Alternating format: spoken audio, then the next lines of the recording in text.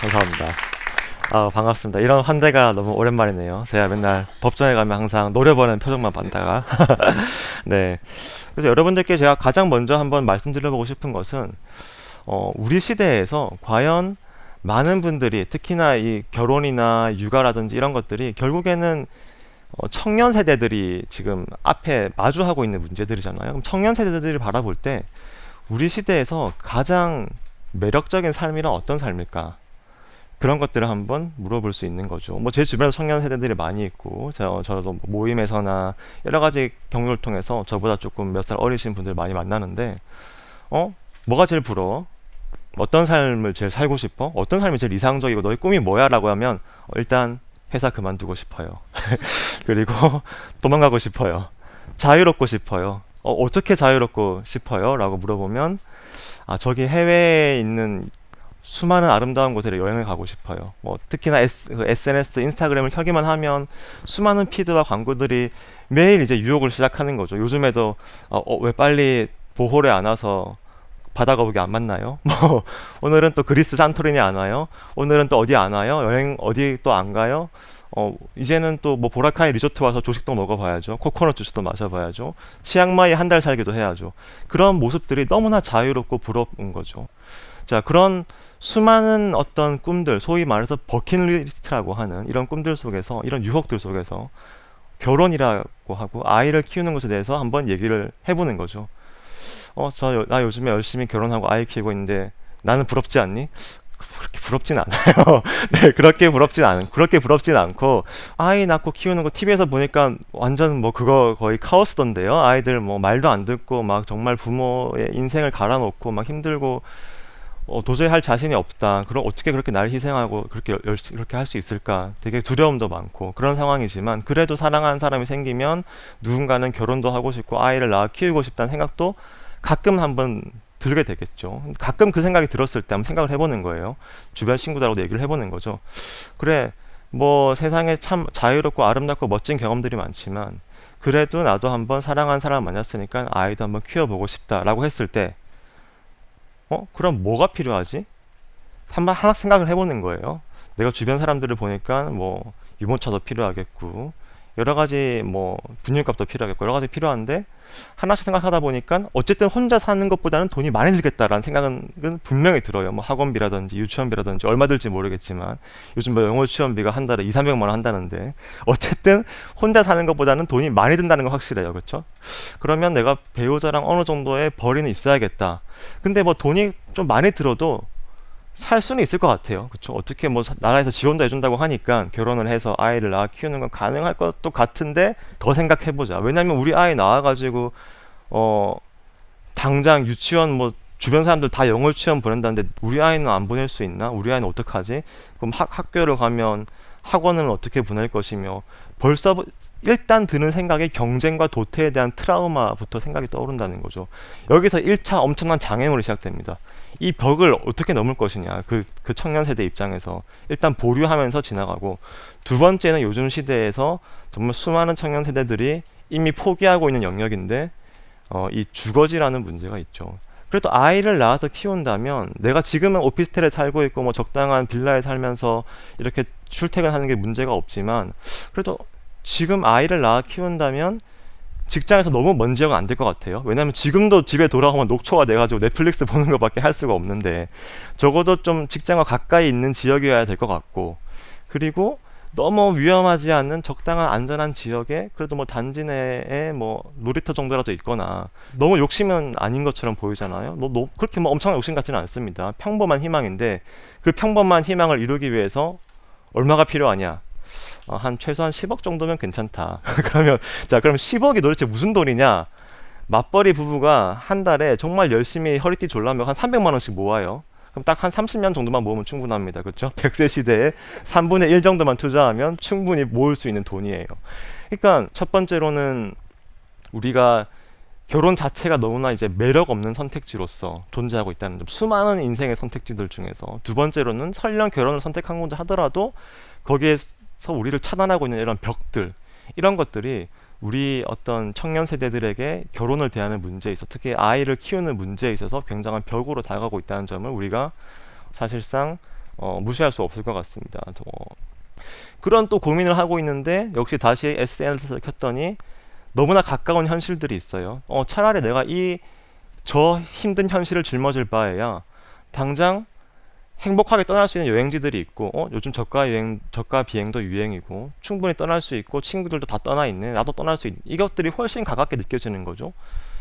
오히려 뭐 명품이나 뭐 외제차를 할부로 산다는 친구들도 생기기 시작합니다. 사회초년생들 되면. 근데 아이 키우는 것보다 훨씬 덜 사치예요. 그러니까 아이 키우는 뭐 한 달에 들어간 돈을 1년치 계산하면 외제차 매년 사도 돼요. 그러니까 이게 아이 키우는 것보다 훨씬 덜 사치인 삶이 더 가깝게 존재하고 있다는 거죠. 그러면 우리가 삶이라는 것이 선택하는 거라고 했을 때 이 선택지가 여러 개 있다고 했을 때 당연히 어떤 선택지로 우리가 더 초대받는 느낌이 들어서 어떤 선택지로 흘러가게 되겠냐라는 거죠. 삶이라는 것이 자연스럽게. 근데 우리 시대에는 이미 삶이라는 것이 내가 문고리를 잡고 열고 들어가는 선택지가 되었다는 겁니다. 근데 그 선택지는 문 앞에마다 사진이 붙어 있어요. 어떤 데는 지옥 경쟁 레이스 시작, 어떤 문 앞에는 뭐 아름다운 그리스 사진이 붙어 있고, 어떤 문 앞에는 딩크 부부가 매일 저녁마다 맥주 마시면서 이태원 바에 가는 사진이 붙어 있고, 어떤 문 앞에는 내가 밤마다 편안하게 넷플릭스 보면서 게임할 수 있는 사진이 붙어 있는데 그 사진들이 각각 우리 삶을 다 초대하고 있어요. 청년들을. 근데 그 중에서 어떤 물고기를 잡을 것이냐? 일단 이건 아니라는 거예요. 이 선택지는 아니라는 거죠. 이 힘든 선택지는 나머지 선택지의 문을 자연스럽게 열게 된다는 것입니다. 그러니까 이 문들이 여러 개 있는데 그 문 한쪽 뒤편에는 결혼하고 아이 낳아 키우는 삶이 있는데 거기는 어머니, 아버지와 저희 삼촌, 큰아빠, 큰어머니, 이모가 다 계시죠. 근데 그분들의 삶이 행복해 보이지 않아요. 그분들의 사진이 있는 그 문이 행복해 보이지 않아서 그 문을 열 수가 없어요. 더군다나 저 문을 열면 우리 아이는 내가 어렸을 때 겪었던 그 도태 트라우마를 또 겪을 것 같아요. 그러면 저 문을 열 수가 없는 거죠. 청년 세대 입장에서 보면 수많은 이상들이 존재하는데, 삶의 꿈들이 존재하는데 그 삶의 꿈들을 중에서 우리 사회가 필요로 하는 이 꿈이 가장 매력적인 것이라는 것을 설득할 수 있어야 된다는 바로 그 문제 앞에 서게 되는 겁니다. 청년 세대들이 문을 열고 들어갈 그 각각의 문 뒤에 어떤 유토피아가 기다리고 있는지라고 했을 때 아이를 낳고 키우는 바로 이 삶도 하나의 유토피아로서 청년들에게 어떤 꿈을 제공하느냐, 어떤 매력적인 초대를 하느냐라는 바로 그 문제에서 저는 접근해야 된다라고 생각을 하고 있습니다. 여기까지 이야기를 들으시면 한번 궁금해지신 게 있으실 것 같아요. 당신은 아이를 낳았다고 하지 않았나요? 왜 낳았나요? 이렇게 궁금하실 수 있을 것 같아요. 그래서 한번 제 이야기를 좀 해보면 어떨까 싶은데요. 사실 저는 이제 아이가 있습니다. 제가 한 30대 초반에 이제 아이가 태어나서 지금 내년에 학교 가는 요만한 아이가 있는데요. 제 주변에서도 이제 많은 제 여동생을 비롯해서 제 주변에 사실 제 나이 제가 이제 87년생인데 제 주변에 아직 결혼 안 하고 아이 안 낳은 사람이 더 많아요. 근데 많이 물어봐요. 어떻게 아이를 가지게 됐냐고, 아이를 가지게 될 결심을 할 수가 있냐고, 이 삶에서 너무 이제 두렵기도 하고 동시에 지금 누리고 있는 행복을 다 포기해야 되는 거 아니야? 막 이렇게 물어보기도 하는데 저는 사실 별로 할 말이 없어요. 왜냐면 우리는 어쩌다 생겨가지고 그냥 어쩌다 보니까 키우게 됐어. 사실 저희는 어떻게 보면 계획해서 아이를 생긴 게 아니었거든요. 어쩌다 보니 이제 결혼을 하면서 아이가 생겼고, 그래서 아이가 생겼으니까 키우게 됐습니다. 그리고 저는 그때 당시에 직장도 없었고 수험생이었고 공부하는 사람이었고 그래서 고생을 좀 많이 했어요. 근데 어떻게 보면 제가 아이를 선택한 건 아니고 아이에게 선택을 당한 거였는데 그렇게 선택을 당하고 봤는데 당연히 저는 그 이전에 아이 키우는 삶에 대해서 생각해 본 적도 없었고 아이 키우는 삶이 얼마나 힘들고 어려운 건지 상상해 본 적도 별로 없었습니다. 근데 아이가 태어났는데, 그래서 아내랑 아이를 키우기 시작을 하는데 이거는 내가 왜 몰랐지 싶을 정도의 뭔가 새로운 삶이 펼쳐지는 거예요. 이상하다. 이런 삶에 대해서는 내가 SNS 광고에서도 피드에서도 혹은 TV에서도 본 적이 없었고, 심지어 영화에서도 주로 아이 키우는 것의 지옥에 대해서 많이 이야기를 하지. 이런 삶은 내가 본 적이 없었는데 아이가 태어나니까 너무 신기하게 너무 좋은 거예요. 너무 사랑스럽고 너무 소중하고 너무 행복한 거죠. 힘든 것은 또 물론 있지만 뭐 맨날 밤새서 아이 막 수유해야 되고 힘든 것도 있었지만 힘든 것 이상으로 너무 좋은 거죠. 그래서 특히나 제가 막 아이가 어릴 때도 있지만 뭐 유치원 가고 어린이집 가고 할 때도 좋은 기억들이 굉장히 많은데 딱 주말 아침에 아이 손을 잡고 공원으로 나가는데 아이가 그런 걸 물어봐요. 아빠, 근데 이상의 꽃이 세? 거부광이 세? 이렇게 물어보는 거예요. 근데 그 순간 갑자기 제 머릿속에 있던 모든 걱정이 사라지고 하늘에 있는 그 나뭇잎 사이로 떨어진 햇빛이랑 아이 손잡고 있는 이 순간밖에 안 남는 거예요. 그러면서 그 순간 제가 어떤 걸 느꼈냐면, 아, 삶은 일을 하고 있는 거였구나. 그러니까 내가 맨날 회사 출퇴근하면서 뭔가 그 끝없는 돈 걱정과 현실 걱정 속에서 수많은 어떤 소비할 것들을 쫓아다니면서 화려한 소비 생활 이런 것들을 쫓아다니는 게 아니라 삶은 그냥 이렇게 내가 나에게 어느 날 도래한 가장 소중한 존재의 손을 잡고 그냥 걸어가면서 내 위로 떨어진 햇빛과 바람을 느끼면서 아마 이상한 꽃이 셀 거야. 이런 대답을 하라고 있는 것이었구나라고 하는 어떤 뭐랄까요? 약간 디톡스적인 경험이라고 해야 될까요? 그 순간을 굉장히 저는 체험을 한 번만 하는 게 아니라 수없이 했던 것 같습니다. 예를 들어서 갯벌에 가잖아요. 갯벌에 가면 제가 20대에는 단 한 번도 갯벌에 발을 들여다본 적이 없어요. 갯벌에 가면 무조건 여자친구랑 같이 뭐 카페에 가서 커피 마시면서 갯벌을 쳐다보고 사진 찍어서 인스타그램 올리고 이런 것만 하다가 아예 태어나는 순간 무조건 보자마자 뛰어 들어가는 거죠, 같이. 요즘에는 밤에도 뛰어 들어갑니다. 여기 후레쉬 달고. 근데 아무튼 이제 들어가면 그렇게 3-4시간이 순식간에 사라질 수가 없어요. 막 휴대폰 알람 누가 좋아요를 눌렀는지 안 눌렀는지 아무 관심도 없고 정말 온몸에 흙이 묻고 막 쫄딱 젖어버릴 정도로 그렇게 놀고 이런 순간들을 저는 선물 받으면서 왜 이런 순간들에 대해서 난 한 번도 몰랐지? 내가 20대 때 그렇게 고상한 척 하면서 문학책 막 몇백 권씩 읽고 영화 몇백 편씩 보는데도 왜 몰랐지? 라는 생각이 드는 그런 세계를 경험을 했고 사실 그런 마음을 담아서 제가 그럼에도 육아라는 책까지 사실 출간하기도 했었습니다. 근데 뭐 제가 좀 육아 이야기를 좀 이렇게 하게 되는데 그 이전까지 제가 사실 책을 한 20권 가까이 냈었거든요. 그러면 북토크에서 아이들이 온 적이 거의 한 번도 없었어요. 왜냐하면 작가의 어떤 진정성 있는 그런 이야기를 들어야 되는 자리에서 아이들이 시끄럽게 떠들고 돌아다니면 방해되니까 아이 출입 금지 이런 게 주로 북토크인데 저는 그럼에도 육아라는 책을 내서 육아 이야기 하는데 아이들이 안 온다는 것은 말이 안 된다고 생각을 했어요. 그래서 이제 아이와 함께 하는 북토크를 열기 시작을 했습니다. 그래서 제가 가가지고 막대기 풍선 태어나서 처음으로 불어서 애들 막 만들어주고 애들 막 돌아다니는데 북토크 하고 또 제가 좋아하는 주변에 육아하는 분들 초대해가지고 대담자를 모시고 하는데 그 오신 분들이 그런 얘기도 하셨어요. 자기 아이 낳고 북토크 처음 와본다고. 어떤 분들은 우시기도 하시더라고요. 젊은 부부가 오시기도 하고.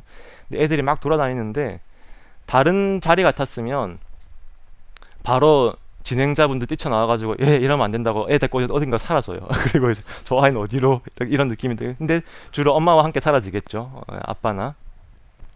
근데 그런 자리에서는 모두가 서로 이해하고 있고 서로 배려하고 있으니까 오히려 오신 분들이 서로 다른 아이들 돌봐줘요. 그래서 제 아이도 데리고 갔는데 오신 분들이 그냥 돌봐줬어요. 서로 돌봐주고 서로 간식 주고 놀면서 그 시간을 이렇게 만들어내는 거죠.